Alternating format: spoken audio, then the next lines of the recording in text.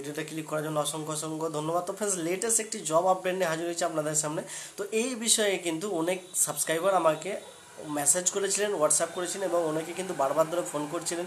তো এই ধরনের জবের জন্য বা এই জবের জন্য এবং বিস্তারিত তথ্য বা ইনফরমেশান কিন্তু অনেকে অনেক কিছু থেকে পাঠিয়েছেন। তো আমাকে যে কর্মী নিয়োগকারী থেকে যে পাঠানো তথ্য সেগুলো স্টেপ বাই স্টেপ এই ভিডিওর মাধ্যমে তুলে ধরবো।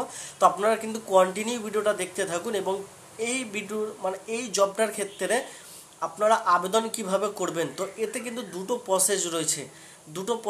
তো আমি স্টেপ বাই স্টেপ তুলে ধরবো সেই দুটো প্রসেস। একটা হচ্ছে পেড ভার্সান, একটা হচ্ছে ফ্রি ভার্সান।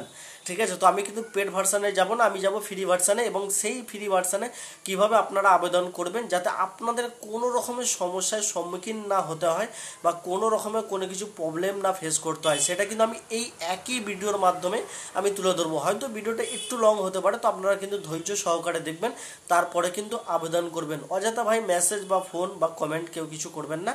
তো ভিডিওর মাধ্যমে সমস্ত তথ্য ইনফরমেশানগুলো কিন্তু আমি তুলে ধরবো এই একই ভিডিওর মাধ্যমে। তো চলুন ভিডিওতে কর্মী নিয়োগকারী থেকে পাঠানো সমস্ত তথ্য স্টেপ বাই স্টেপ শুরু করা যাক।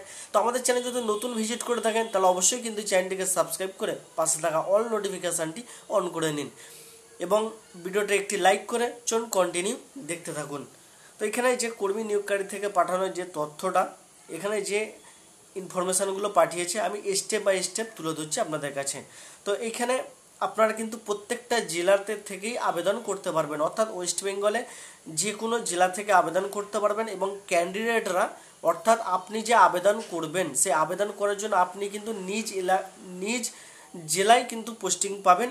কর্মী নিয়োগকারী কিন্তু এই ধরনেরই কথা এইখানে বলছেন।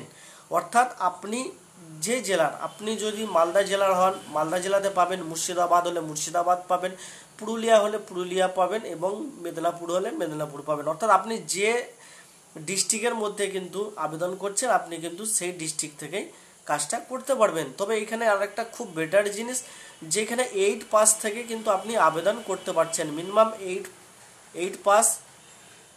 এবং যে কোনো বোর্ড থেকে, আপনাকে যে গভর্নমেন্ট সেক্টরে বোর্ড হতেই হবে এমন কোনো কিছু বাধ্যতামূলক কিন্তু নেই। আপনি যে কোনো বোর্ড থেকে কিন্তু আপনি যে পাস করেছেন 8 পাস করেছেন যে কোনো বোর্ড থেকে, সরকারের স্বীকৃত যে কোনো বোর্ড থেকে কিন্তু